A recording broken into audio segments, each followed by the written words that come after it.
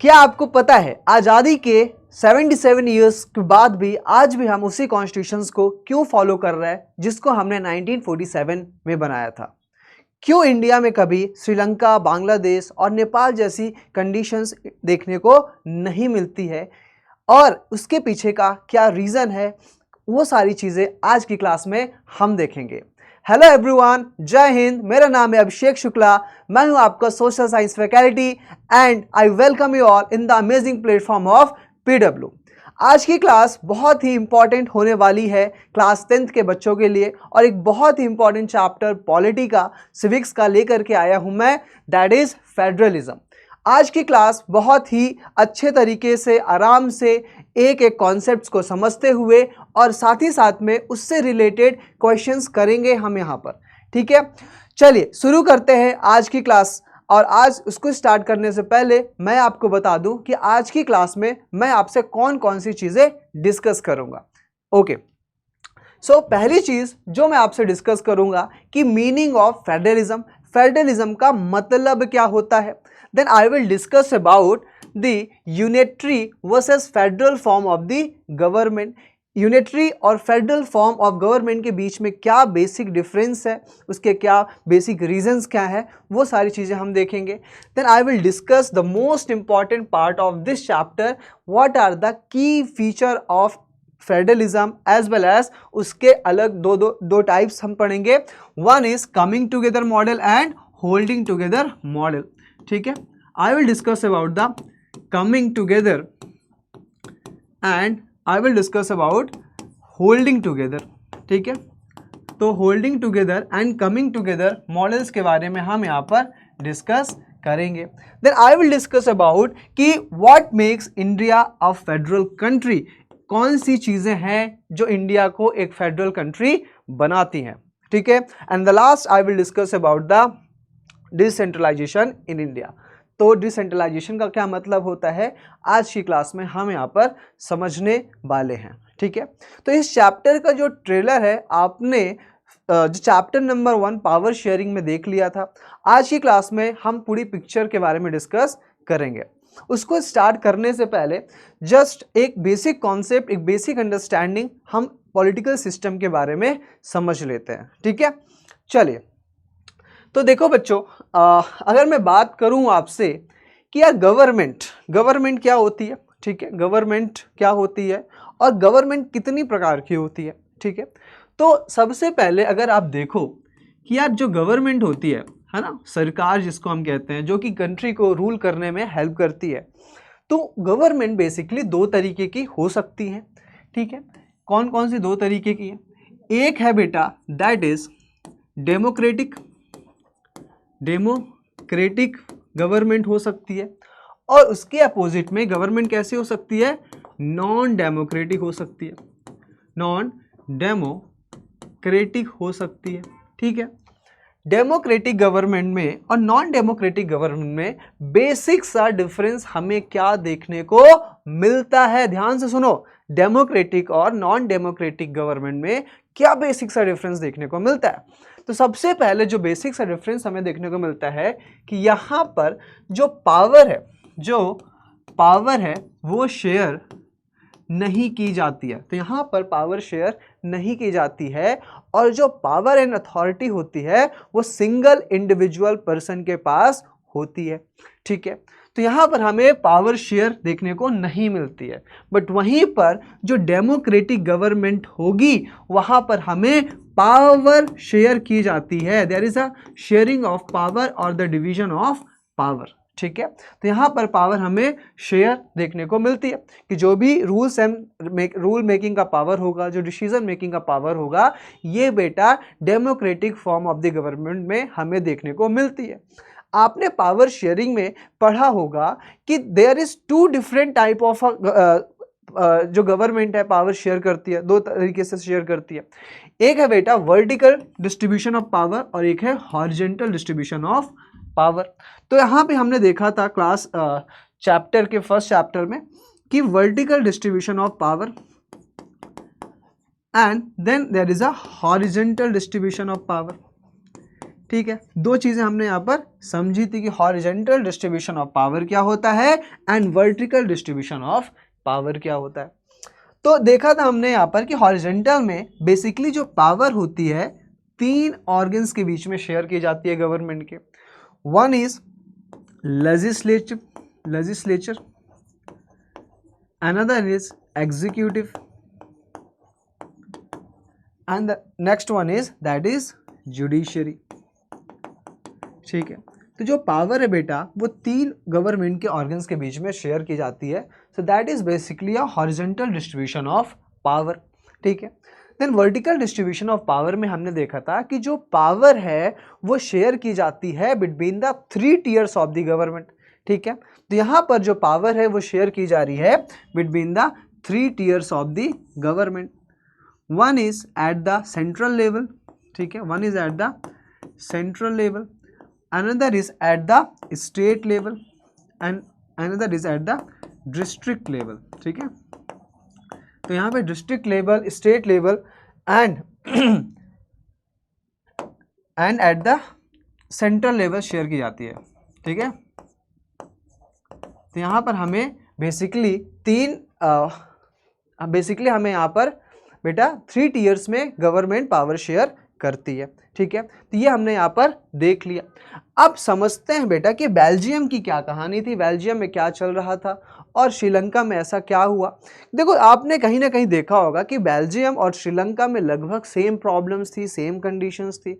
दोनों ही जगह यहाँ पर रिलीजनल डिफरेंसेस थे, एथनिक डिफरेंसेस थे, लैंग्वेज के डिफरेंसेस थे, बट दोनों के प्रॉब्लम सॉल्व करने का जो तरीका था वो क्या था बेटा, अलग था। ठीक है, तो बेल्जियम ने क्या किया बेटा, वहां पर उसने यूनिटरी जो गवर्नमेंट थी, जो पावर कंसंट्रेटेड थी सेंटर के पास, उसको डिवाइड करके शेयर करके रीजनल गवर्नमेंट्स को दे दी, ताकि यहाँ पर जो पावर है वो बेसिकली डिस्ट्रीब्यूट हो जाए और जो भी यहाँ पर प्रॉब्लम चल रहे हैं, इश्यूज चल रहे हैं, वो खत्म हो जाए। वहीं पर श्रीलंका ने क्या किया श्रीलंका ने वहीं पर उसी प्रॉब्लम्स के ऊपर उसने पावर्स को और ज़्यादा कंसंट्रेटेड कर दिया and they try to dominate the minorities. इस कारण से श्रीलंका में सिविल वॉर जैसी कंडीशंस हमें देखने को मिलती है। सो बेसिकली कहीं ना कहीं दोनों प्रॉब्लम्स सेम थी, बट श्रीलंका ने पावर्स को शेयर नहीं किया, वहीं पर बेल्जियम ने पावर को शेयर किया। सो बेसिकली हमें यहीं पर वो सारी चीज़ें देखने को मिलती है। चलिए अब हम बात करते हैं बेसिकली कि फेडरलिज्म होता क्या है। ठीक है, अब बेसिकली फेडरल का मतलब होता क्या है भाई, बता दो। देखो इसको हम एक छोटे से एग्जांपल्स के थ्रू समझते हैं कि फेडरल फॉर्म ऑफ गवर्नमेंट होती क्या है। ठीक है, तो फॉर एग्जांपल आप देखो कि आपके घर पे कौन कौन होता है, आपके फादर होते हैं, आपकी मदर होती हैं और आप खुद होते हो। ठीक है, तो आप थोड़ा सा सोचो कि यार आपके फादर कौन से डिसीजंस लेते हैं, कौन से डिसीजंस लेते हैं। आपके फादर ज़्यादातर डिसीजंस एक्सटर्नल मैटर्स पे लेते हैं और जो आपकी मदर हैं ज़्यादातर decisions day to day basis पे जो इश्यूज होते हैं, प्रॉब्लम्स होते हैं, वो डिसीजंस लेते हैं। और आप भी तो डिसीजन लेते हो कि नहीं लेते हो, आप भी कुछ ऐसे डिसीजंस होते हैं जो आप खुद भी लेते हो। उसी प्रकार से क्या मैं कह सकता हूँ कि आपके फादर जो है कहीं ना कहीं एक सेंट्रल गवर्नमेंट की भूमिका निभा रहे हैं। ठीक है, कि आपके घर को एक करके रखते हैं, जोड़ करके रखते हैं। ठीक है, जो भी बड़े बड़े डिसीजंस होते हैं आपके फादर लेते हैं। और जो आपकी मदर होती हैं, जो आपकी मॉम होती हैं, वो घर के इंटरनल मैटर्स पे डिसीजन लेती हैं। घर के जो डे टू डे बेसिस पे जो इश्यूज होते हैं, खाने में क्या बनेगा, दाल मखनी बनेगी, पनीर बनेगी, क्या खाया जाएगा आज, तो वो सारे जो छोटे छोटे डिसीजंस होते हैं वो आपकी मदर लेती है। तो कहीं ना कहीं आपकी मदर एक स्टेट गवर्नमेंट का रोल प्ले कर रही है। ठीक है, वहीं पर आप भी कुछ छोटे मोटे डिसीजंस लेते हो। भाई गए, आप कहाँ गए हो, दुकान में गए हो, कुरकुरे खाए कि चिप्स खाए कि आइसक्रीम खाएं, क्या खाएं, सोचोगे तो आप क्या करते हो बेटा, यहाँ पर कुछ डिसीजंस आप भी लेते हो। इसको हम कहते हैं लोकल गवर्नमेंट बॉडीज। ठीक है, इसको हम कहते हैं लोकल गवर्नमेंट बॉडीज। तो इन सभी के बारे में आज की क्लास में बहुत ही आराम से बेसिक से मैं आपको समझाऊंगा, मैं आपको पढ़ाऊंगा। ठीक है, बिल्कुल यहाँ पर टेंशन नहीं लेना। और साथ ही साथ में मैं आपको ऐसे सारे क्वेश्चंस कराऊंगा जो क्लास 10th के प्रीवियस ईयर क्वेश्चंस में पूछे गए हैं। ठीक है, आज की इस क्लास में आपको बहुत सारी चीज़ें मैं यहाँ पर समझाऊंगा। ठीक है, चलिए, तो कहीं ना कहीं आपके dad is like a central government, आपकी mom is like a state government and you yourself is like a local government bodies.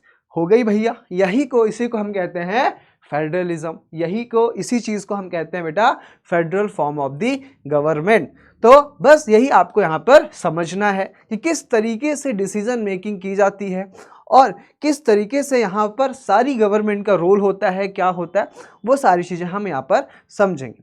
तो चलिए एक बार हम फेडरलिज्म को बेसिकली डिफाइन करने की कोशिश करते हैं, उसको एक लैंग्वेज में लाने की कोशिश करते हैं। ठीक है, तो बेसिकली आप देख सकते हो कि देखो कि बेसिकली यहाँ पर जो फेडरलिज्म होता है, ठीक है, फेडरलिज्म जब आप देखते हो तो यहाँ पर एक चीज़ हमें देखने को मिलती है, क्या बेटा, कि the word ends with the ism. तो यहाँ पर जो वर्ड है वो किससे एंड हो रहा है, इज़म से एंड हो रहा है। तो जब भी किसी वर्ड के लास्ट में इज़म लिखा होता है, इसका मतलब ये एक प्रकार की थ्योरी है, एक तरीके की प्रिंसिपल है, जैसे सोशलिज्म, कैपिटलिज्म, लिबरलिज्म, कंजर्वेटिज्म। ठीक है, ये आपने पढ़ा होगा क्लास 9th में रशियन रेवोल्यूशन में। तो कहीं ना कहीं this is kind of a ideology. तो हाँ भैया, ये आइडियोलॉजी क्या कहती है, ये आइडियोलॉजी कहती है so federalism is a form of a government, it is a form of government, या फिर मैं कह लूँ it is a system of government, कह सकता हूँ मैं, it is a system of government. ठीक है भैया, ये सिस्टम है किसका, गवर्नमेंट का सिस्टम है, जहां पर जो पावर होती है वो शेयर की जाती है किसके बीच में, जहां पर पावर क्या की जाती है, यहां पर पावर शेयर्ड की जाती है between the at least to level of the government. One is at the central authority और वेरियस कॉन्स्टिट्यूएंट यूनिट्स। तो यहां पर कौन है बेटा, कॉन्स्टिट्यूएंट यूनिट कहा जाता है।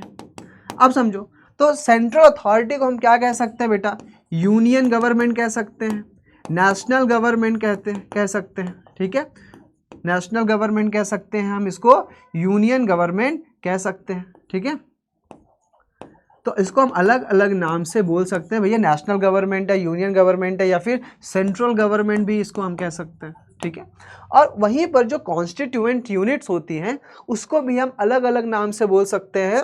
That is for example state, इसको हम स्टेट भी कह सकते हैं, प्रोविंसेस भी कह सकते हैं, कैंटोन्स भी कहा जा सकता है। ठीक है, तो अलग अलग नाम से इसको हम जानते हैं।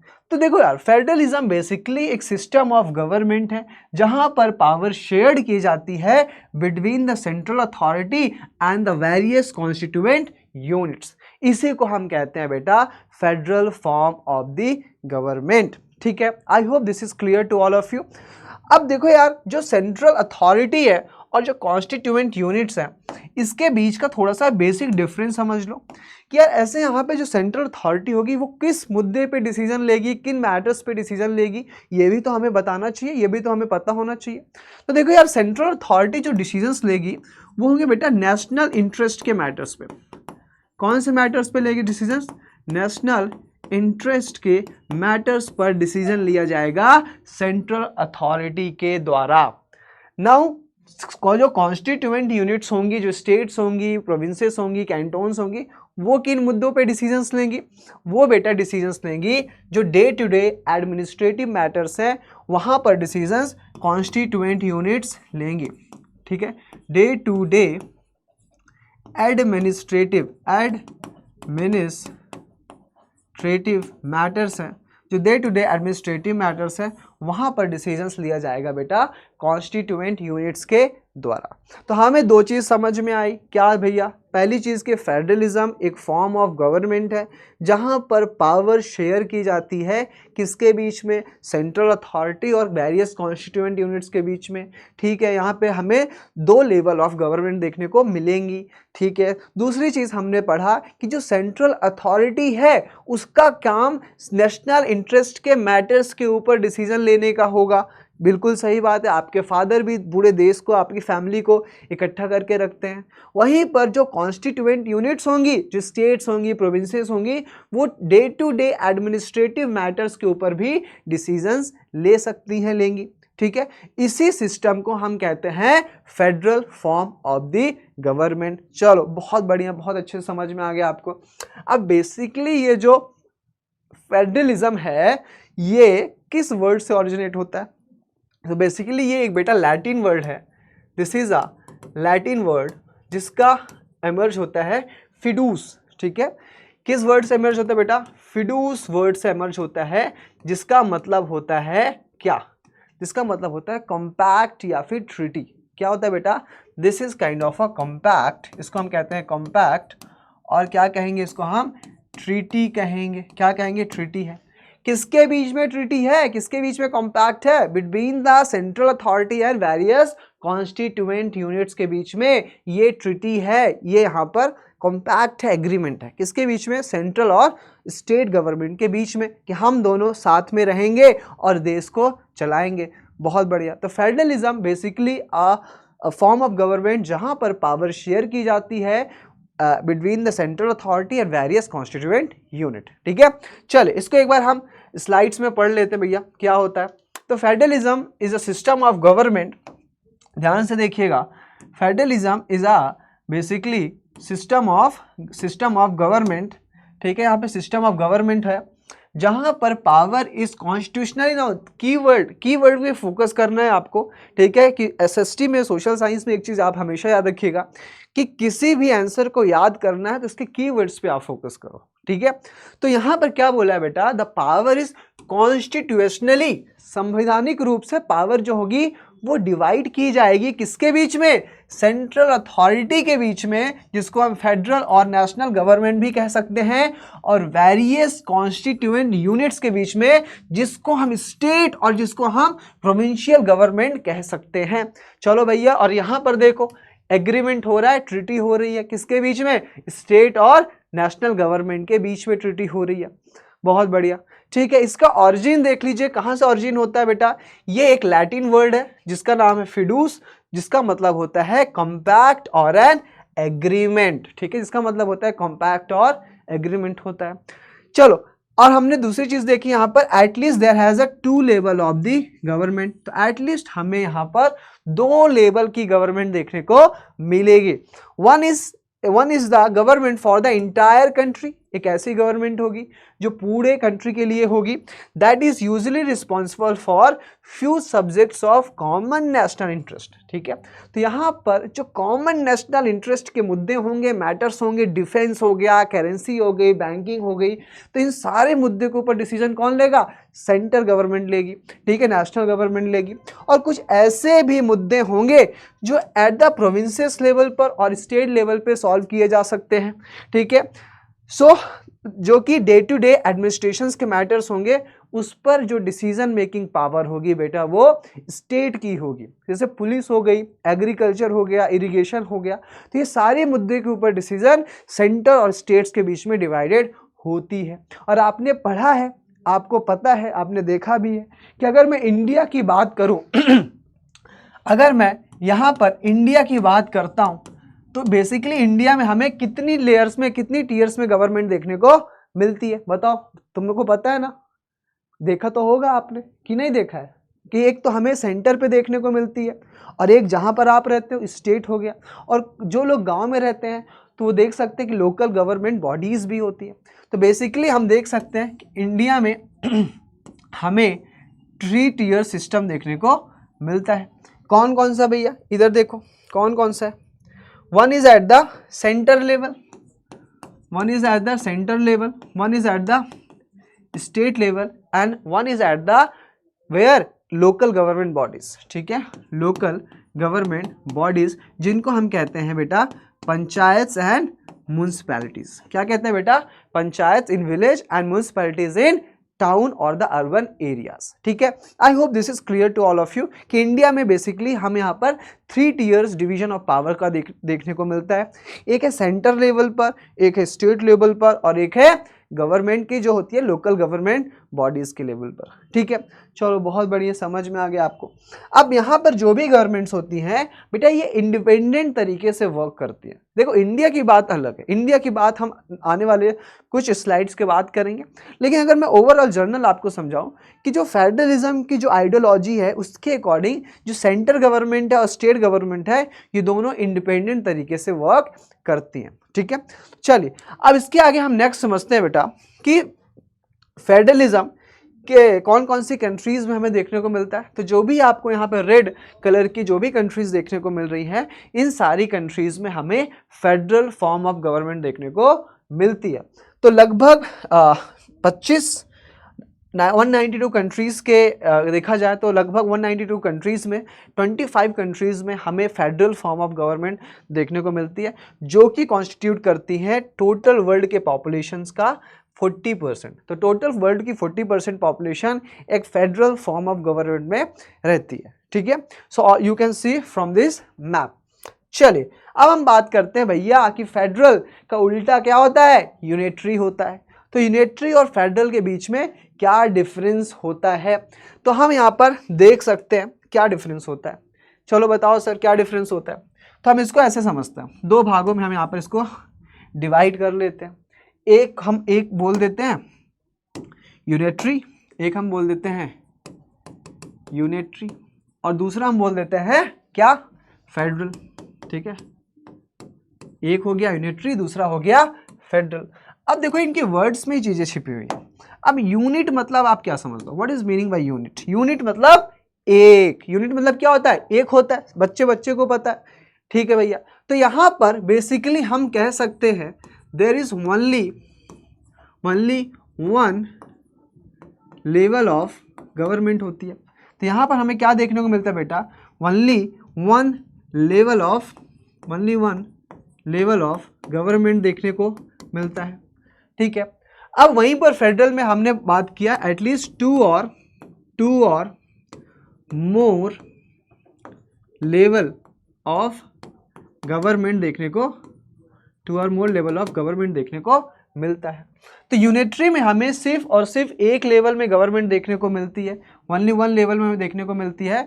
वहीं पर जो फेडरल है हमें मोर देन 2 और मोर लेवल ऑफ गवर्नमेंट देखने को मिलती है। अब जो यहाँ पर गवर्नमेंट होगी, ऐसा तो नहीं है कि यार फेडरल गवर्नमेंट में या यूनिटरी गवर्नमेंट में सिर्फ एक ही लेवल पे गवर्नमेंट है तो सब का सारे के सारे काम यूनिटरी गवर्नमेंट ही देखेगी, ऐसा नहीं है बेटा। यहाँ पर भी कॉन्स्टिट्यूएंट यूनिट्स होती हैं। ठीक है, तो यहाँ पे रखना जो कॉन्स्टिट्यूएंट यूनिट्स हैं, कॉन्स्टिट्यूएंट यूनिट हैं, ये क्या हैं, आर सब ऑर्डिनेट्स। ये क्या होते हैं बेटा, ये सब ऑर्डिनेट्स होते हैं। किसके सब ऑर्डिनेट्स होते हैं, are subordinates of central government, are subordinate of central government. तो यहाँ पर सेंट्रल गवर्नमेंट के क्या होते हैं बेटा, ये सब ऑर्डिनेट होते हैं। कौन, यूनिटरी में जो भी स्टेट्स हैं, जो भी प्रोविंसेस हैं, वो सारे बेटा यहाँ पर एक यूनियन गवर्नमेंट की बात को सुनते हैं। ठीक है, बट यहाँ पर क्या होता है बेटा, जो स्टेट होती है, state and central government are independents. क्या होते हैं बेटा, इंडिपेंडेंट होते हैं। तो यहाँ पर सेंटर और स्टेट गवर्नमेंट दोनों इंडिपेंडेंट तरीके से वर्क करते हैं। तो सेंटर बेसिकली यहाँ पर जो होता है तो क्या कर सकता है बेटा, जो सेंट्रल गवर्नमेंट है कैन पास द ऑर्डर। ठीक है, तो जो सेंट्रल गवर्नमेंट है वो ऑर्डर पास कर सकता है टू स्टेट गवर्नमेंट। तो बोल सकता है सेंट्रल गवर्नमेंट स्टेट गवर्नमेंट को कोई भी काम, कोई भी ऑर्डर यहाँ पर पास किया जा सकता है सेंट्रल गवर्नमेंट को, because central government is stronger than state government. और बेसिकली यहाँ पर जो पावर है वो सेंट्रल गवर्नमेंट के पास ज़्यादा हमें देखने को मिलती है। तो कहीं ना कहीं यहाँ पर सेंट्रल गवर्नमेंट जो है वो ऑर्डर पास कर सकता है किसको, स्टेट गवर्नमेंट को। बट यहाँ पर ऐसा नहीं है। क्या नहीं है बेटा, central government can not pass the order to the state government. यहाँ पर जो सेंट्रल गवर्नमेंट है cannot pass the order to state government, ठीक है, यहाँ पर स्टेट गवर्नमेंट को ऑर्डर पास नहीं कर सकता है, ठीक है, बिकॉज दोनों सेंटर और स्टेट गवर्नमेंट दोनों ही इक्वल होते हैं, इस कारण से यहाँ पर सेंट्रल गवर्नमेंट ऑर्डर पास नहीं कर सकता है। बट वहीं पर आप देखो यूनिटरी में कि जो स्टेट गवर्नमेंट होती है इट इज़ आंसरेबल, जो स्टेट गवर्नमेंट है वो इज़ आंसरेबल होती है, जवाबदेही होती है किसकी, आंसरेबल टू किसको बेटा, सेंट्रल गवर्नमेंट, जो सेंट्रल गवर्नमेंट को यहाँ पर आंसरेबल होती है कौन, स्टेट गवर्नमेंट, ठीक है। तो स्टेट गवर्नमेंट को जो भी रिस्पॉन्सिबिलिटीज जो भी रूल्स दिए गए हैं उसके बारे में सेंट्रल गवर्नमेंट को बताना पड़ता है, उसके बारे में जानकारी देनी पड़ती है। बट यहाँ पर ऐसा नहीं होता, क्या नहीं होता यहाँ पर कि जो सेंट्रल गवर्नमेंट है, स्टेट गवर्नमेंट है बेटा, state government is not answerable to whom, is not answerable to center government, is not answerable to center government, ठीक है। तो यहाँ पर सेंट्रल गवर्नमेंट को आंसरेबल नहीं होती है। I hope this is clear बेटा। यहाँ से क्वेश्चन बन सकता है आपको कि क्या क्वेश्चन बन सकता है कि differentiate between the unitary and federal form of the government, ठीक है। तो बेसिकली हमें देखने को मिलता है कि यूनिटरी और फेडरल के बीच में क्या डिफरेंस होता है। चलिए इसको एक बार हम स्लाइड से कवर कर लेते हैं क्या डिफरेंस होता है। तो देखो यूनिटरी में मैंने आपको बताया कि यूनिटरी में बेसिकली एक गवर्नमेंट होती है, तो there is in this form of administration there is only one level of government. तो यहाँ पर हमें सिर्फ और सिर्फ एक लेवल की गवर्नमेंट देखने को मिलती है ओवर द होल कंट्री, पूरे दुनिया में, मतलब पूरे देश में, ठीक है। दूसरी चीज, if there are more sub units they are subordinates to the centre. क्या है बेटा, they are subordinates to the centre, मतलब कि इनको सेंटर की बात सुननी पड़ती है। अगर ये सुनेंगे नहीं तो सेंटर गवर्नमेंट इनके ऊपर एक्शंस ले सकती है, ठीक है। Then here central government passes on the orders to the other level of the government, that is provincial और द लोकल गवर्नमेंट। तो यहाँ पर central government can pass the order, उनको कोई ऑर्डर पास कर सकता है, किसको, स्टेट गवर्नमेंट को, कि आपको ऐसा करना है, आपको वैसा करना है। तो कोई भी नियम, कायदे, कानून यहाँ पर स्टेट गवर्नमेंट को मानना पड़ेगा, किसकी, सेंट्रल गवर्नमेंट की। सही बात है। तो यहाँ पर सेंट्रल गवर्नमेंट क्या कर सकता है बेटा, ऑर्डर को पास कर सकता है, किसको, स्टेट गवर्नमेंट को, और या फिर कह लो बेटा लोकल गवर्नमेंट को, ठीक है। और यहाँ पर देख सकते हो आप कि जो अदर लेवल ऑफ गवर्नमेंट्स हैं दे आर बेसिकली सबऑर्डिनेट्स। क्या होते हैं बेटा, ये सबऑर्डिनेट्स होते हैं, किसके, ये होते हैं बेटा to the central government.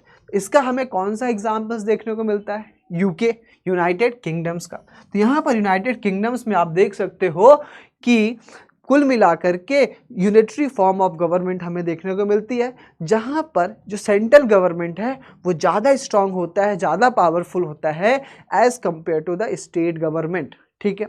I hope this is clear to all of you कि यूनिटरी का मतलब क्या होता है, यूनिटरी सिस्टम में गवर्नमेंट का मतलब क्या होता है। तो कहीं ना कहीं यहाँ पर जो सबसे बॉस होता है, जो पावरफुल होता है, वो सेंट्रल अथॉरिटी होती है, सेंट्रल गवर्नमेंट होती है। वो सारे ऑर्डर पास कर सकती है, यहाँ पर उसको सब आंसरेबल होती है स्टेट गवर्नमेंट सेंट्रल गवर्नमेंट को। तो ये बेसिक सी चीज़ें हमें यहाँ पर यूनिटरी सिस्टम में देखने को मिलती है। I hope this is clear. तो आपको यहाँ पे बहुत अच्छे से समझना है एक एक लाइन को, क्योंकि एमसीक्यू यहाँ से बन सकता है, ठीक है। चलिए फिर हम बात करते हैं बेसिकली कि फेडरल में क्या होता है। इसको हमने अभी बात किया कि in this form of administration there are two level of the government. तो हमें एटलीस्ट यहाँ पर टू लेवल गवर्नमेंट देखने को मिलेगी। एक मिलेगी एट द नेशनल लेवल और एक मिलेगी एट द स्टेट लेवल, ठीक है। नेशनल लेवल पे और हमें स्टेट लेवल पर दो गवर्नमेंट देखने को मिलेगी फेडरल सिस्टम में। और the central government can not pass the order. देखो ध्यान से वर्ड समझो बेटा यहाँ पे कि सेंट्रल गवर्नमेंट ऑर्डर पास नहीं कर सकती है, किसको, स्टेट गवर्नमेंट को। स्टेट गवर्नमेंट को पास नहीं कर सकती ऑर्डर टू डू समथिंग, ठीक है। तो यहाँ पे किसी भी प्रकार से, कोई भी प्रकार से यहाँ पे सेंट्रल गवर्नमेंट और स्टेट गवर्नमेंट दोनों इंडिपेंडेंट होते हैं, दोनों एक दूसरे को यहाँ पर क्या नहीं कर सकते, ऑर्डर पास नहीं कर सकते हैं, ठीक है। तो state government has power of its own, क्या बेटा, स्टेट गवर्नमेंट के पास खुद की पावर है, for which it is not answerable, for which it is not answerable to the central government. ध्यान से समझो बेटा कि they are not answerable, they are not answerable, इनकी जवाबदेही नहीं होती है, इनकी रिस्पॉन्सिबिलिटी ये नहीं होती है कि उनको जाकर के जवाब देना पड़े, किसको, सेंट्रल गवर्नमेंट को, ठीक है, बहुत बढ़िया। Then both this government are separately answerable to the people. ऐसा नहीं है कि आपको किसी को जवाब नहीं देना है, अगर आप सेंट्रल गवर्नमेंट में हो तो आपको ऐसा नहीं है कि आपको जवाब नहीं देना, आपको भी जवाब देना पड़ेगा और स्टेट गवर्नमेंट को भी जवाब देना पड़ेगा, लेकिन किसको, लेकिन देना पड़ेगा बेटा पीपल्स को, लोगों को, ठीक है। तो यहां पर दोनों ही level of government they are answerable to the people, ठीक है। तो ये दोनों लेवल की गवर्नमेंट यहाँ पर पीपल्स को आंसरेबल होती है। मोस्टली हम देख सकते हैं यहाँ पर कि यूनिटरी में दे आर नॉट आंसरेबल, ठीक है, उनको मतलब नहीं होता लोगों से, वो बस अपनी ऑटोक्रेटिक गवर्नमेंट चलाते हैं। जैसे आप नॉर्थ कोरिया में सबसे अच्छा एग्जांपल देख सकते हो, ठीक है, वो किम जोंग उन है ना, वो एक ऑटोक्रेटिक, एक अथॉरिटेरियन गवर्नमेंट चलाते हैं। तो कहीं ना कहीं they are kind of a unitary system, है ना। बट यहां पर हम देख सकते हैं the best example federal system का यूनाइटेड स्टेट्स ऑफ अमेरिका, ठीक है। इस एग्जांपल के बारे में मैं आपसे आगे भी डिस्कस करूंगा। तो यूएसए का एग्जांपल बहुत ही एक आपको समझने वाला एग्जांपल होगा, जो कि आप अच्छे से इसको आप समझ सकते हो, ठीक है। चलिए अब हम बात करते हैं इनके बेसिक्स का थोड़ा सा डिफरेंस, है ना। आपको अगर क्वेश्चन आ जाए कि what is the differentiation, what is the difference between federal system and unitary system, तो सबसे पहले हम इसकी मीनिंग क्लियर कर लेते हैं। हमने इसकी मीनिंग क्लियर कर लिया कि क्या मीनिंग है, क्या मतलब है, कि power is divided between central government, power is divided between central government and various state government. और यहीं पर power is concentrated, power is concentrated in the hand of central government. तो सारी जो भी पावर्स है, law making power, law implementation power, judicial powers, जितनी भी पावर्स हैं, सारी की सारी पावर्स कंसंट्रेटेड होती हैं किसके पास, एक इंडिविजुअल के पास या फिर सेंट्रल गवर्नमेंट के पास, ठीक है। चलिए लेवल ऑफ गवर्नमेंट, दूसरा पहला point meaning I hope clear होगा। दूसरा पॉइंट देखते हैं कि क्या लेवल है बेटा। यहाँ पे 2 और मोर लेवल ऑफ गवर्नमेंट हमें देखने को मिलती है, एक है सेंट्रल और एक है स्टेट गवर्नमेंट पे। वहीं पर हमें सिंगल लेवल या फिर 1 लेवल ऑफ गवर्नमेंट देखने को मिलती है, that is the central government only, ठीक है। तो यहाँ पर सिर्फ और सिर्फ सेंट्रल गवर्नमेंट देखने को हमें मिलती है। अगर मैं पावर्स की डिस्ट्रीब्यूशन की बात करूं तो यहाँ पर जो constitutionally guaranteed division of power होती है, बहुत ही इंपॉर्टेंट समझिए बेटा कि जो सोर्स ऑफ पावर है, what is the source of power in the federal form of the government, तो basically the constitution is the major source of the power to the state government.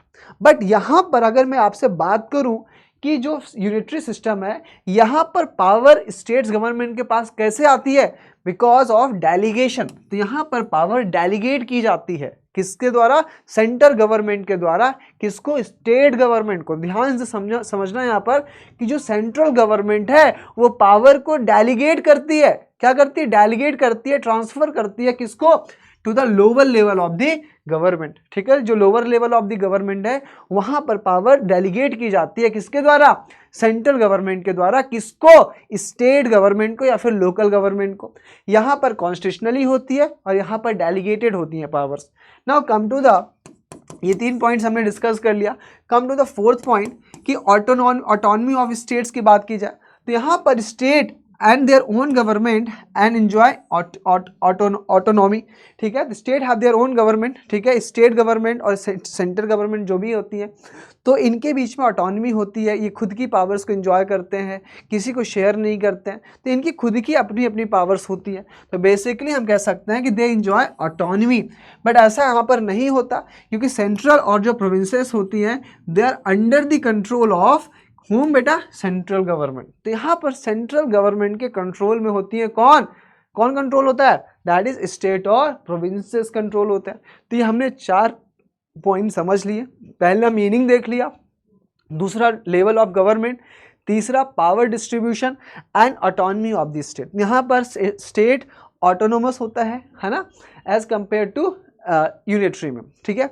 अगर मैं इसके example की बात करूँ, fifth point, अगर मैं फिफ्थ पॉइंट एग्जाम्पल की बात करूँ तो हमें इंडिया एक फेडरल कंट्री देखने को मिलता है, यूएसए हो गया एंड ऑस्ट्रेलिया हो गया, ठीक है।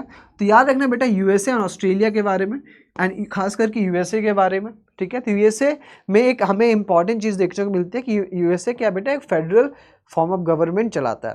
तो इस यूएसए को हम ऐसा भी कह सकते हैं कि USA is basically one of the oldest federation of the world, ठीक है। तो यूएसए को ओल्डेस्ट फेडरेशंस भी कहा जाता है, क्यों? बिकॉज कि 1789 में जब यहाँ पे इंडिपेंडेंट हुआ था तो यहाँ पर जो कॉलोनीज़ हैं डिफरेंट, एटलीस्ट 13 कॉलोनीज़ थी। ये 13 कॉलोनीज़ एक होकर के इंटीग्रेट होकर के यहाँ पर एक बिगर यूनिट्स का इस्टेब्लिशमेंट करती हैं, एक बड़े कंट्री का इस्टेब्लिशमेंट करती हैं, जिसको हम कहते हैं यूनाइटेड स्टेट्स ऑफ अमेरिका। और प्रेजेंट में एटलीस्ट 50 कंट्रीज, नॉट एटलीस्ट बेटा, यहाँ पर 50 कंट्रीज हमें देखने को मिलती हैं यूनाइटेड स्टेट्स ऑफ अमेरिका में, ठीक है। I hope this is clear, ठीक है। तो अगर मैं यूनिटरी की बात करूं, चाइना हो गया, यूनाइटेड किंगडम्स हो गए, ठीक है, और फ्रांस हो गया। तो यूके, चाइना एंड फ्रांस में हमें यूनिटरी सिस्टम ऑफ गवर्नमेंट देखने को मिलती है। चलिए, तो ये 5 पॉइंट क्लियर है आई थिंक, ठीक है। अगर मैं कॉन्स्टिट्यूशनल स्टेटस की बात करूं तो यहाँ पर both the level of government are constitutionally recognise, ठीक है। तो संविधान के द्वारा रिकॉग्नाइज की गई है, संविधान ने इनको पावर शेयर की है, पावर दी है, ठीक है। The source of power to both the level of government is constitution itself, ठीक है। सो बेसिकली यहाँ पर कॉन्स्टिट्यूशन रिटेन हो सकता है, there is a written constitution, है ना। पावर यहाँ पर रिटेन होती है, अच्छा तुम्हारी पावर ये है, सेंटर की पावर ये है, स्टेट की पावर ये है, ठीक है। सारी चीज़ें लिखित रूप से होती हैं, संवैधानिक रूप से होती हैं, ठीक है। Then only the central government is constitutionally recognised. लेकिन यूनिटरी सिस्टम में बात की जाए तो यहाँ पे कॉन्स्टिट्यूशन के द्वारा सिर्फ और सिर्फ बेटा सेंट्रल गवर्नमेंट ही रिकॉग्नाइज होता है, स्टेट गवर्नमेंट रिकॉग्नाइज नहीं होता है, ठीक है। ये चीज़ याद रखिएगा। अगर अमेंडमेंट्स की मैं बात करूँ, लास्ट पॉइंट देख लीजिए, 7th पॉइंट, अमेंडमेंट्स की बात करूँ तो यहाँ पर सेंट्रल गवर्नमेंट अकेले खुद से संविधान को बदल नहीं सकता है, यहाँ पर स्टेट का कंसेंट, स्टेट का यहाँ पर रेटिफिकेशन सेंट्रल गवर्नमेंट को लेना पड़ेगा। This is clear to, because कि फेडरल गवर्नमेंट में दोनों ही पावर, दोनों ही गवर्नमेंट यहाँ पर इक्वल होती हैं, ठीक है। तो एक चीज़ को याद रखिएगा, यहाँ पर जो स्टेट है, बेसिकली यहाँ पर जो स्टेट है it is equal to the central government, ठीक है। बट यहाँ पर सेंट्रल गवर्नमेंट और स्टेट गवर्नमेंट आपस में इक्वल नहीं होते हैं, बल्कि central government is more powerful than state, ठीक है। ये चीज़ आपको याद रखनी है। तो यहाँ पर सेंट्रल गवर्नमेंट और स्टेट गवर्नमेंट दोनों मिलकर के जो कॉन्स्टिट्यूशन उसको चेंज कर सकते हैं, बट वहीं पर यूनिटरी सिस्टम में यहाँ पर सेंट्रल गवर्नमेंट खुद से अकेले कॉन्स्टिट्यूशन को बदल सकता है और स्टेट का यहाँ पे किसी भी प्रकार का रेटिफिकेशन की ज़रूरत नहीं होती है। बेटा इस क्वेश्चन को अच्छे से याद कर लीजिए, एक एक पॉइंट याद कर लीजिए कि क्या डिफरेंस होता है। आपको 100% है कि एग्जाम में क्वेश्चन को पूछा जा सकता है कि what is the difference between federal system and unitary system. I hope this is clear to all of you, ठीक है। तो ये 7 के 7 पॉइंट्स आपको रटे होने चाहिए, ठीक है, फेडरल और यूनिटरी के बीच में। I think this is sufficient for this, ठीक है। चलिए अब हम बात करते हैं नेक्स्ट टॉपिक की। देख सकते हो आप कि कौन कौन सी कंट्रीज़ हैं। जो ग्रीन कलर में यहाँ पर फेडरल है और जो आपको ब्लू कलर के देखने को मिलेंगी, these are the basically unitary form of the government, ठीक है।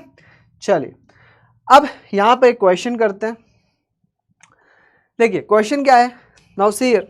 इसका आंसर तो अगली बार से मैं हटा दूंगा, बट अभी आप देख लो, कोई नहीं, बट इसको इस क्वेश्चन को हम समझते हैं, ठीक है, कि क्वेश्चन क्या कहता है। चलो now see here, what is this question is saying कि identify the incorrect feature of unitary form of government from the following options, ठीक है। तो आपको यहाँ पे आइडेंटिफाई करना है, क्या आइडेंटिफाई करना है कि incorrect feature of unitary form of the government, कि यूनिटरी फॉर्म ऑफ गवर्नमेंट की कौन सी इनमें से फीचर है, नहीं है, बताओ कौन से फीचर नहीं है, ठीक है। तो पहला है यहाँ पे it is usually just a one level of government, ठीक है, बेसिक, यस। तो यहाँ पर हमें वन लेवल ऑफ गवर्नमेंट देखने को मिलती है। मैंने आपसे अभी डिस्कस किया कि यूनिटरी में यूनिट मतलब एक, मतलब वन लेवल ऑफ गवर्नमेंट देखने को मिलती है।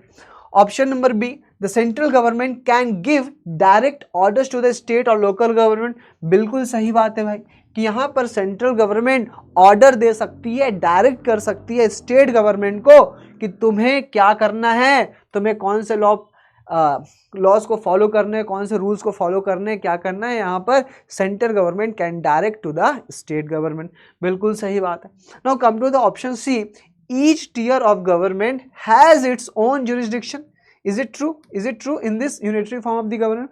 पहले उसके बाद आते हैं नेक्स्ट ऑप्शन में, the sub units are subordinate to the central government. इसको हमने अभी पढ़ा कि यहाँ पर जो सब यूनिट्स हैं, ठीक है, जो कॉन्स्टिट्यूएंट यूनिट्स हैं, they are subordinates to the central government. तो option C is the right answer because it is not a feature of a unitary form of the government. ठीक है, तो बेसिकली यहाँ पर अगर आप देखो ऑप्शन सी सही है, each tier of government has its own jurisdiction. So ये कहाँ पर, ये फीचर हमें कहाँ पर देखने को मिलता है बेटा? ये फीचर हमें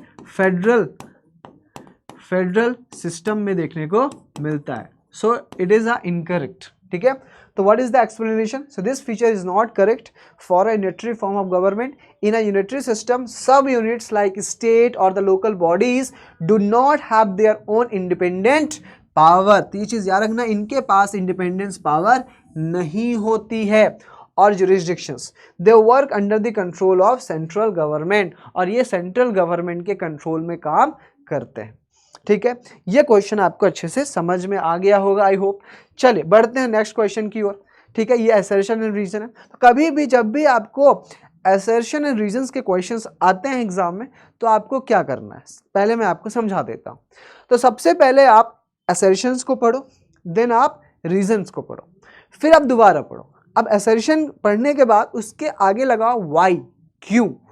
ठीक है, तो जब आप वाई लगाओगे, अगर वो जो वाई लगाने के बाद पहला जो स्टेटमेंट है असर्शन का, अगर वो रीजन सेटिस्फाई कर रहा है और आपको लग रहा है हाँ यार ये बात सही है, क्योंकि वाई का आंसर आपको मिल रहा है, तो यहाँ पर जो रीजन है वो बेटा सही माना जाएगा असर्शन का। ठीक है, तो चलिए ये एग्जाम्पल करते, ये क्वेश्चन करते हैं। देखिए, तो यहाँ पे असर्शन क्या कह रहा है बेटा कि इन अ फेडरल सिस्टम, ठीक है, यहाँ पे फेडरल सिस्टम की बात की जा रही है। In a federal system the constitution gives power to the both central and state government. बिल्कुल सही बात है भाई कि कॉन्स्टिट्यूशन जो है वो सोर्स ऑफ पावर होता है दोनों का, किसका? सेंटर का भी और स्टेट का भी। बहुत बढ़िया। देन रीजन क्या है? रीजन क्या है? Why, what is the reason behind this? क्योंकि दिस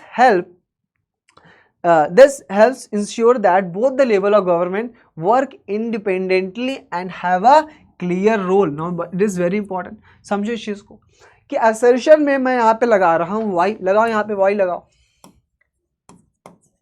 हाँ, तो यहाँ पे हमने देखा कि कॉन्स्टिट्यूशन जो है वो सेंटर और स्टेट गवर्नमेंट को पावर शेयर करता है, पावर देता है। क्यों देता है? ताकि दोनों लेवल ऑफ गवर्नमेंट इंडिपेंडेंट तरीके से, स्वतंत्र रूप से, और उनका क्लियर रोल्स यहाँ पर डिफाइन किया जा सके। बिल्कुल सही बात है, इसीलिए तो हम कॉन्स्टिट्यूशन में लिख करके रखते हैं। तो yes, option A is the correct answer and both A are true and R is the correct explanation of A. ठीक है, तो एक्सप्लेनेशन क्या बेटा? Both the assertion and reasons are correct. In a federal system the constitution assign power to the different level of government to ensure they work independently. The reason correctly explains why this system exists to avoid confusion and maintain balance. तो आपको I hope यहाँ पे दिख नहीं रहा होगा, but next time से मैं यहाँ पे इसका कलर चेंज करके रखूँगा, बट मैंने आपके लिए रीड कर दिया। ऐसा इसलिए है बेटा कि यहाँ पर किसी भी प्रकार के कन्फ्यूजन को और किसी भी प्रकार के कन्फ्यूजन को अवॉइड किया जा सके और एक बैलेंस मेंटेन किया जा सके between the centre and state government. तो एक चीज़ आपको रखना, there will be a constitution and if there is a constitution that constitution will be written. ठीक है, वो चीज़ें लिखी जाएंगी ताकि यहाँ पर सेंटर और स्टेट दोनों को अपने क्लियर रोल्स और रिस्पॉन्सिबिलिटीज़ के बारे में पता रहे, ताकि एक स्मूथ बैलेंस तरीके से गवर्नमेंट चलाई जा सके। ठीक है, सो ये चीज़ हमने यहाँ पर पढ़ ली। चले अब हम बात करते हैं the most important topic of this chapter, that is की फीचर्स ऑफ द फेडरलिज्म। ठीक है भैया, तो आपने कोई गाड़ी खरीदी, उस गाड़ी के बारे में आपने गाड़ी तो ला लिए। अब गाड़ी खरीदने के बाद आप उससे क्या पूछते हो? भैया क्या क्या फीचर्स हैं इस गाड़ी में, कितना माइलेज देती है, कितने की पिकअप देती है, कैसी स्पीड है, कितना मेंटेनेंस कॉस्ट है। ठीक है, वो सारी चीज़ें पूछते हो कि नहीं पूछते हो? तो भैया गाड़ी तो हमने समझ ली कि हमने गाड़ी ला ली, ठीक है, फेडरल ला लिया, फेडरल सिस्टम ऑफ गवर्नमेंट हमने ला लिया, उसका फीचर क्या क्या है ये भी तो पता होना चाहिए, ठीक है। तो अब इस फीचर्स को ना हम एकदम आसान भाषा में समझने की कोशिश करेंगे और रटेंगे नहीं, एक फीचर्स को दूसरे फीचर्स के साथ कनेक्ट करके हम पढ़ेंगे ताकि आपको किसी भी प्रकार का यहाँ पे कंफ्यूजन ना हो, ठीक है। तो सारे फीचर्स को हम एक एक करके कनेक्ट करते हुए पढ़ेंगे और आपने ऑलरेडी बहुत सारे फीचर्स तो पढ़ लिया है फेडरल के। चलिए तो बात करते हैं सबसे पहले कि हाँ सर आपने तो बताया था मेरे को कि यार federal form of the government में दो और या दो से ज़्यादा हमें गवर्नमेंट देखने को मिलती है। बिल्कुल सही बात है बेटा। तो यहाँ पर आपको याद रखना है कि एट लीस्ट दो लेवल तो होंगी। जैसे मैंने पेन है, पेन को मैंने तोड़ा तो दो लेवल हुआ, उसी प्रकार से आपको पता होना चाहिए कि एट लीस्ट आपको यहाँ पर दो लेवल तो देखने को मिलेगी। बट ऐसा नहीं है कि सिर्फ दो ही लेवल है, दो से ज़्यादा भी हो सकता है, ठीक है। तो यहाँ पर टू और मोर लेवल और the more tier of governments हमें देखने को मिलेगी फेडरल सिस्टम में। पहला पॉइंट आपको अच्छे से याद कर लेना है। Now come to the next point, ठीक है। हाँ जी, अब आप ये बताओ, आपका फैमिली में ये बताओ मुझे, आप हो, ठीक है, तो क्या जो फादर आपको ऑर्डर देते हैं और जो आपको मॉम ऑर्डर देती हैं, तो क्या आप उसको फॉलो नहीं करते हो?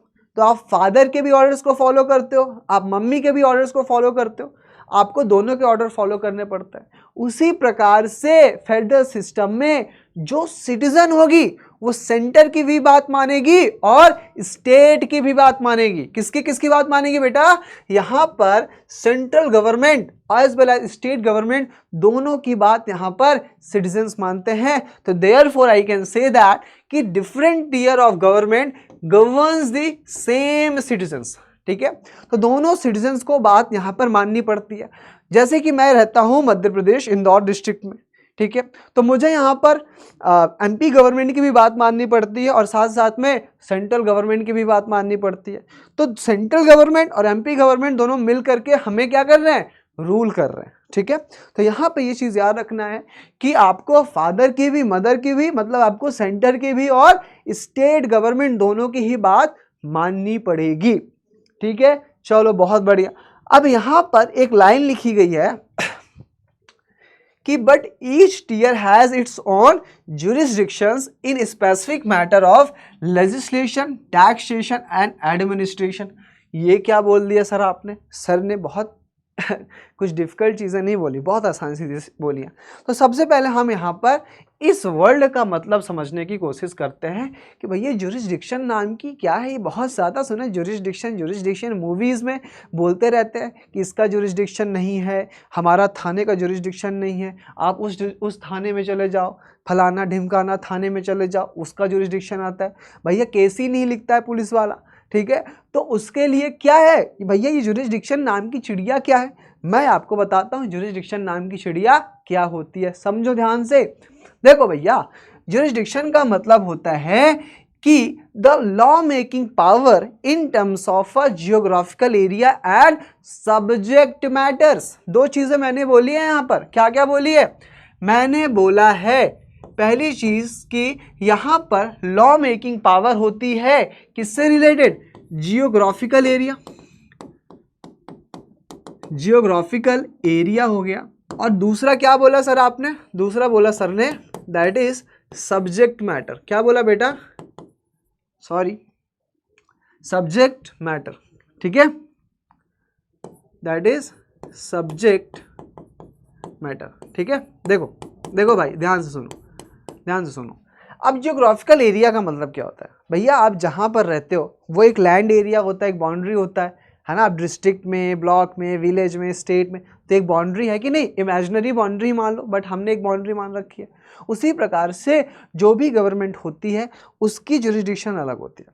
फॉर एग्जाम्पल अगर मैं बात करूँ तो यार देखो PW क्लासेस हैं, ठीक है, PW इंस्टीट्यूट है, कंपनी है, बहुत अच्छी कंपनी है, बहुत बढ़िया टीचर्स हैं यहाँ पर।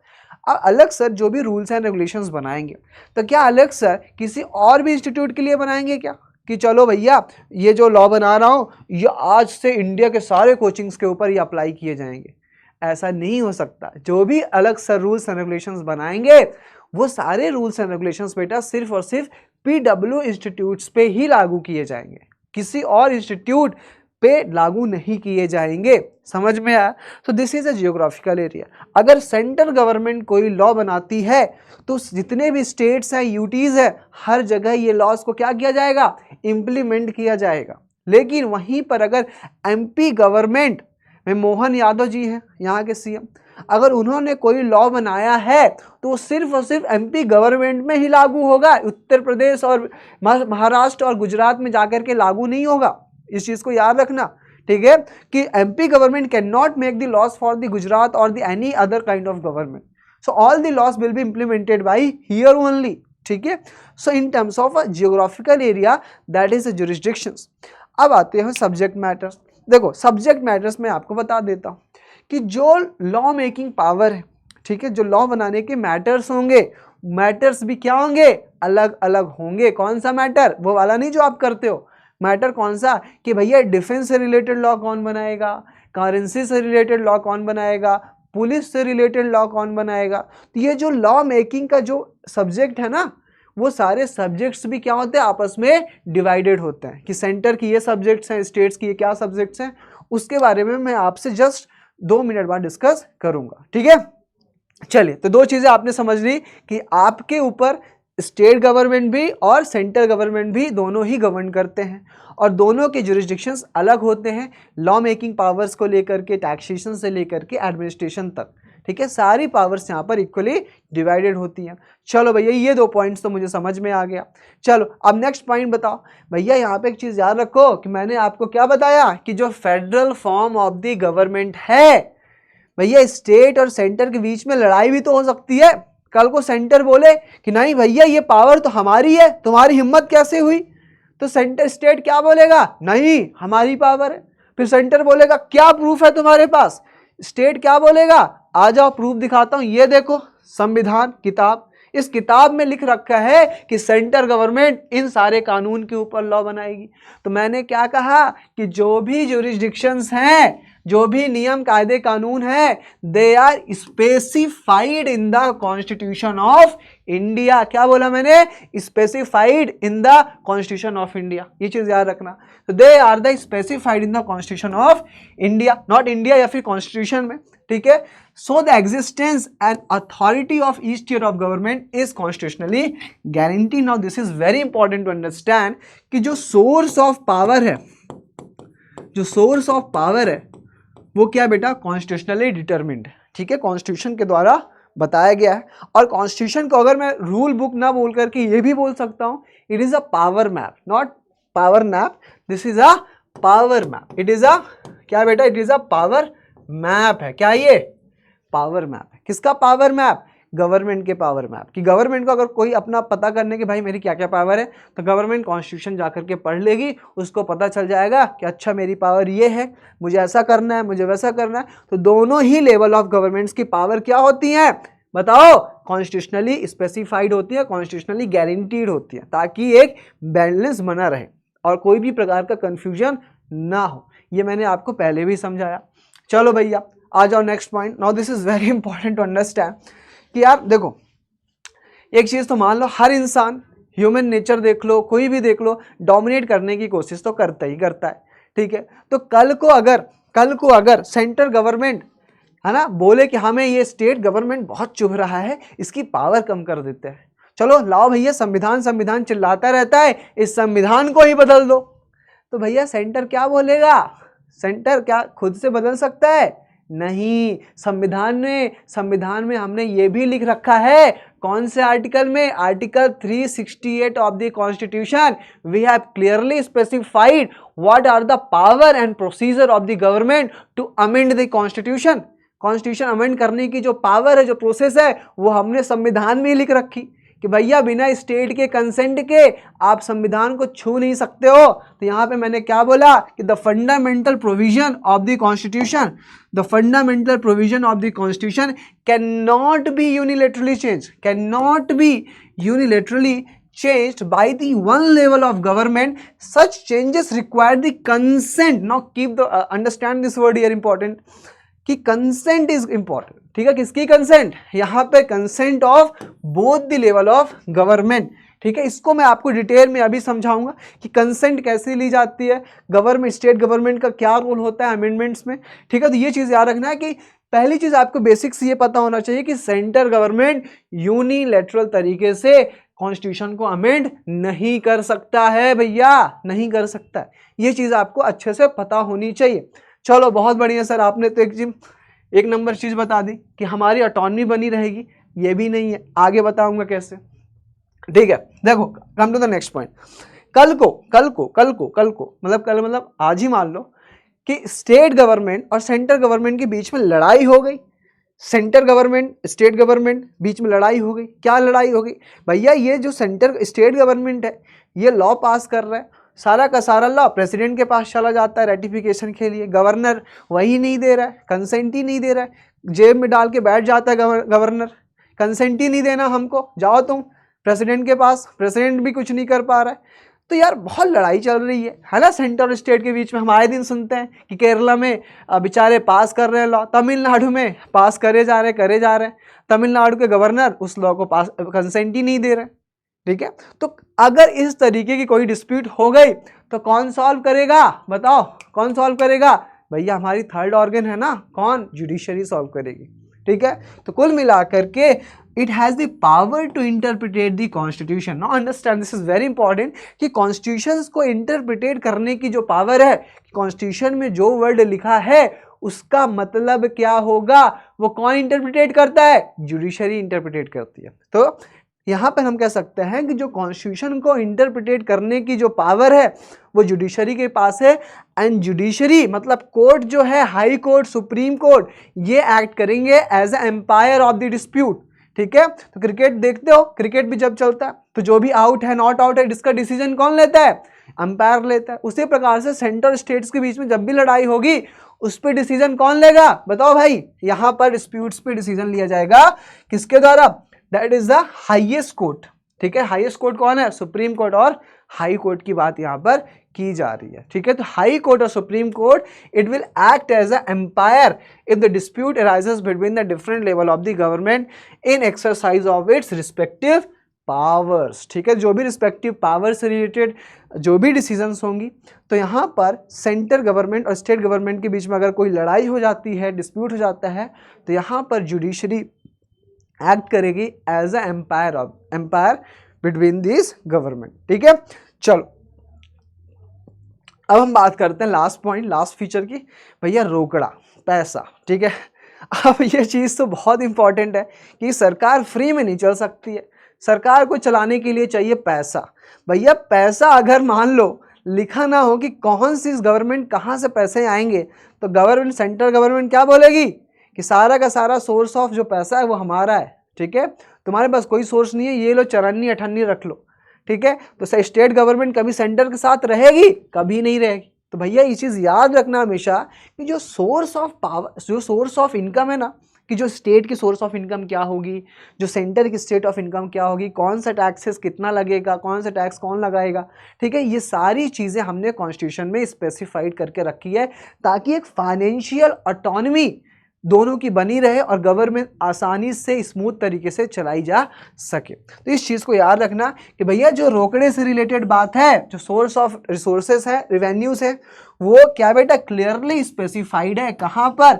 कॉन्स्टिट्यूशन में, ताकि एक फाइनेंशियल ऑटोनॉमी दोनों के बीच में बनी रहे। तो यहाँ पर मैंने 1 2 3 4 5 6, तो मैंने आपको 6 फीचर्स पढ़ा दिए और 6 के 6 सारे फीचर्स आपको बहुत ही इंपॉर्टेंट तरीके से याद रखना है। चलो एक बार रिवाइज करा देता हूँ मैं। भैया 2 और मोर लेवल ऑफ गवर्नमेंट होगी, दोनों लेवल ऑफ गवर्नमेंट मुझ पर रूल करेगी, मतलब कि different tier of the government governs the same citizens, दोनों की ज्यूरिसडिक्शंस अलग अलग होंगी। ठीक है, और अगर यहाँ पर सेंट्रल गवर्नमेंट चाहे तो कॉन्स्टिट्यूशन को अकेले से खुद से बदल सकता है क्या? नहीं बदल सकता है, इसमें कंसेंट लेनी पड़ेगी। ठीक है, और अगर दोनों के बीच में कभी लड़ाई हो गई, उस लड़ाई को सॉल्व कौन करेगा? जुडिशरी सॉल्व करेगी, वो एम्पायर की तरह एक्ट करेगी। और दोनों का रोकड़ा वो कॉन्स्टिट्यूशनली डिफाइंड होता है, जो सोर्स ऑफ रेवेन्यू है वो सारी चीज़ें पहले से ही डिफाइंड होती हैं ताकि एक फाइनेंशियल ऑटोनॉमी बनी रहे। I hope this features are clear. ठीक है, बिकॉज यहाँ से बहुत ही सारे क्वेश्चंस बनते हैं बेटा और 1 मार्क्स भी आपका मिस नहीं होना चाहिए। आई होप दिस इज क्लियर। चलिए इससे रिलेटेड कुछ क्वेश्चंस करते हैं भाई, ठीक है। चलो अभी तो कुछ क्वेश्चन नहीं, पहले यहाँ पर एक चीज हम और समझ लेते हैं। देखो भैया कि ऑब्जेक्टिव क्या है, व्हाट इज द ऑब्जेक्टिव, हम ये federal form of the government क्यों ला रहे हैं, क्या ऑब्जेक्टिव है, इसके पीछे का क्या रीजन है। आपने तो बता दिया ये फीचर्स है, बट इसका ऑब्जेक्टिव क्या है, what is the reason behind this. देखो यार दो रीजन बहुत इंपॉर्टेंट ध्यान से यहाँ पे समझना है। तो the basic objective of the federalism is based on two reasons, ठीक है। The one first reason is to safeguard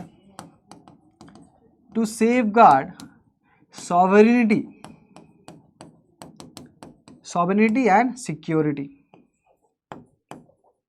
अब ये बताओ, मान लो अगर आप अकेले कहीं जा रहे हो, ठीक है, आपको किसी ने गाली दे दी, कुछ भी डांट दिया, मार दिया, आपको कुछ भी कर दिया, अब आप क्या करोगे भाई, लड़ोगे? वो 10 लोग हैं, 10 लोग हैं, अब अकेले लड़ोगे? कभी नहीं लड़ोगे।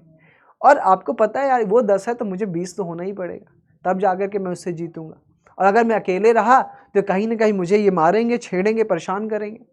उसी प्रकार से ये जो छोटी छोटी कंट्रीज हैं, बहुत छोटू कंट्रीज हैं, ये क्या करते हैं, ये एक साथ मिलकर के एक बड़े यूनिट्स बनाते हैं ताकि इनको कोई परेशान ना कर सके। तो ये चीज़ याद रखना कि जो स्मॉल कंट्रीज हैं बेटा, they come together to form a bigger unit because of to safeguard their sovereignty and security, ताकि इनकी सॉवरेनिटी कोई इंटरफेयर ना कर सके इनके मैटर्स पे, और इनकी जो इंटीग्रिटी है, जो एक सिक्योरिटी है, वो सेफ गार्ड रहे, ठीक है। बहुत सही।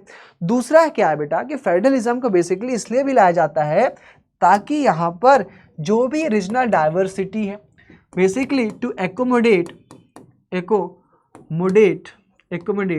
Regional diversity. किस लिए बेटा? रीजनल डाइवर्सिटी को क्या करने के लिए?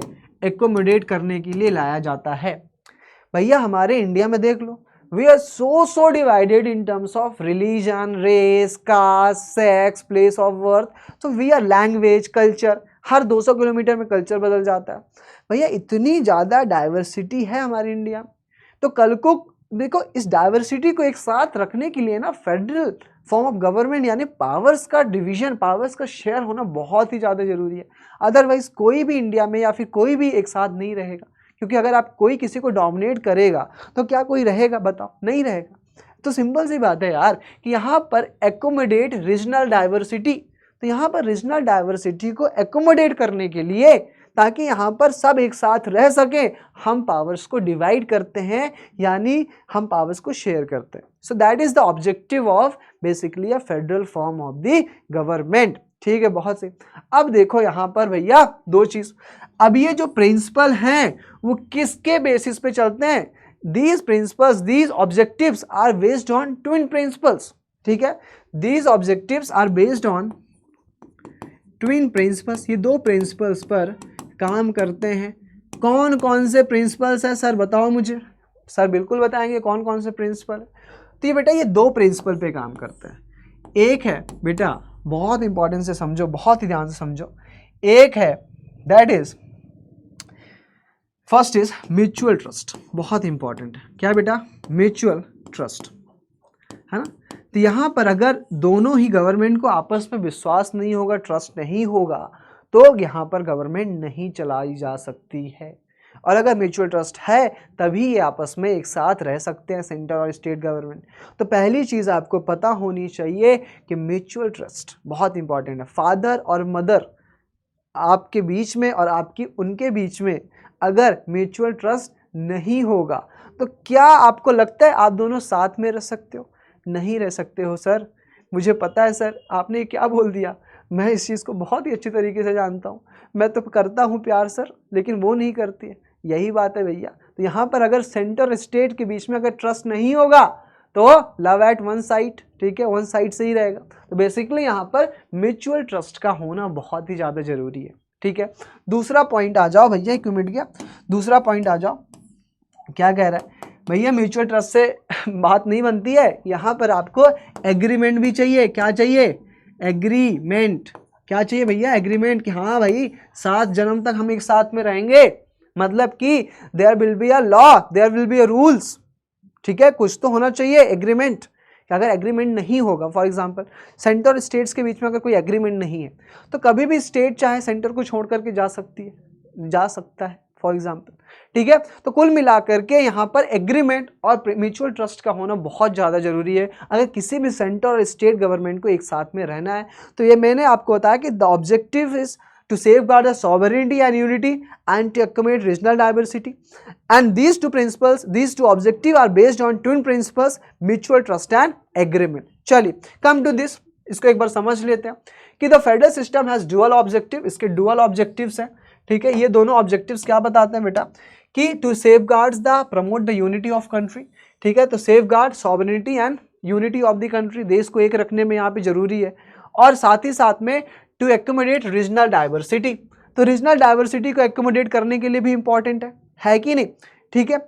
Now see here therefore two aspects are crucial for the institutions, ये दोनों ही एस्पेक्ट्स क्या है, क्रूशियल है किसके लिए, इंस्टीट्यूशंस के लिए, ताकि यहाँ पर क्या हो सके, the government at different level should agree to some rules और power sharing and they should also trust each other would abide by its part of the agreement, ठीक है। The idea of federal system both aspects that is mutual trust as well as agreement, ठीक है। तो यहाँ पे जो federal system का जो आइडिया है वो दोनों तभी वर्क करेंगे कि एक म्यूचुअल ट्रस्ट होगा और एग्रीमेंट होगा। अगर ये म्यूचुअल ट्रस्ट एंड एग्रीमेंट नहीं होगा तो यहाँ पर दोनों गवर्नमेंट साथ में वर्क नहीं कर सकती हैं। चलो सर, अब नेक्स्ट टॉपिक पे बात करते हैं कि यार फेडरल फॉर्म ऑफ गवर्नमेंट बनाने के दो रास्ते हैं, ठीक है। कितने रास्ते हैं बेटा, दो रास्ते हैं, कौन कौन से, एक है कमिंग टुगेदर फेडरेशन और एक है बेटा होल्डिंग टुगेदर फेडरेशंस।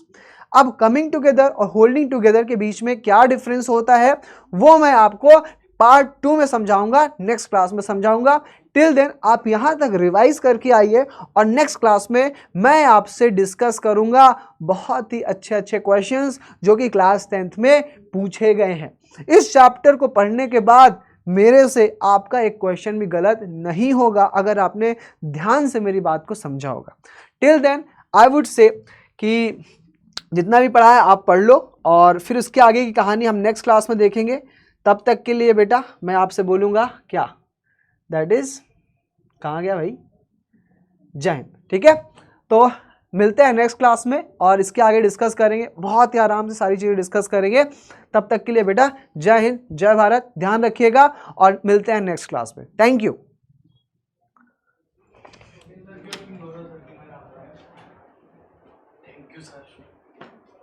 भाई मैं क्लास छोड़ दी।